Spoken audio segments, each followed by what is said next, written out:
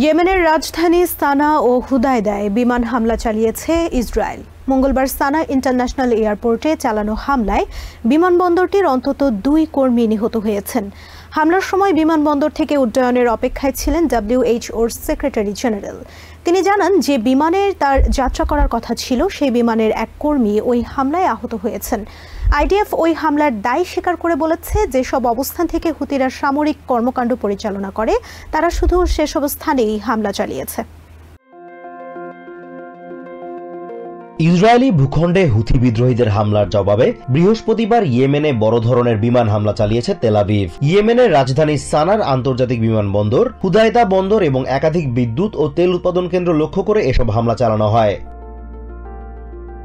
হামলার পরপরই এর দায় স্বীকার করে বিবৃতি দিয়েছে IDF। তাদের দাবি যে অবস্থানগুলোতে হামলা চালানো হয়েছে তার সবগুলোই হুথি বিদ্রোহীদের সামরিক স্থাপনা হিসেবে ব্যবহৃত হতো। এদিকে সানা ইন্টারন্যাশনাল এয়ারপোর্টে ইসরায়েল যখন হামলা চালায় ঠিক ওই মুহূর্তে সেখানে অবস্থান করছিলেন ওয়ার্ল্ড হেলথ অর্গানাইজেশনের মহাসচিব টেড্রস অ্যাধানম গ্যাব্রিয়েসুস। সামাজিক মাধ্যম এক্সে এক পোস্টে তিনি এই তথ্য জানান। গ্যাব্রিয়েসুস লেখেন, তাদের বহনকারী বিমানের একজন ক্রু এই হামলায় আহত হয়েছে। এছাড়া বিমানবন্দরের 2 কর্মচারী প্রাণ হারিয়েছেন বলেও জানান তিনি।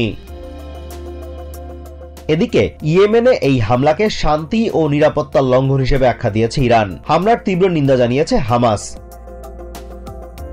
অন্যদিকে গাজার কর্মকর্তারা দাবি করেছেন বুধবার দিবাগত রাতে সেখানে সাংবাদিকবাহী একটি গাড়িতে ইসরায়েলি হামলায় অন্তত 5 সাংবাদিক প্রাণ হারিয়েছেন। তবে তেল আভিভের দাবি ওই 5 জন সাংবাদিকের ছদ্মবেশে জঙ্গি ছিল।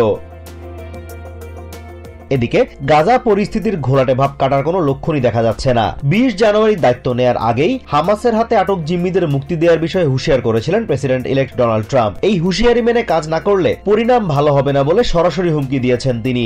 তবে হামাস তার এই হুমকিকে খুব একটা আমলে নিচ্ছে না, কারণ এখন পর্যন্ত তাদের হাতে আটক জিম্মিদের তালিকাই দেয়নি তারা। US আর্মি স্পেশাল ফোর্সেসের সাবেক সদস্য জিম হ্যানসন বলছেন, হামাস নেতারা যদি ট্রাম্পের এই হুমকিকে আমলে নিত তবে তারা আলোচনার জন্য ইসরায়েলের কাছে গ্রহণযোগ্য শর্ত তুলে ধরত। হ্যানসন মনে করেন, এখনো যেসব জিম্মি জীবিত আছেন তাদের মুক্ত করতে সবচেয়ে বেশি চাপে আছেন Benjamin Netanyahu. Azimur Rashid Kanak, TVN 24 news desk. New York থেকে সম্প্রচারিত TVN 24 টেলিভিশন বিশ্বজুড়ে বাঙালির কণ্ঠস্বর।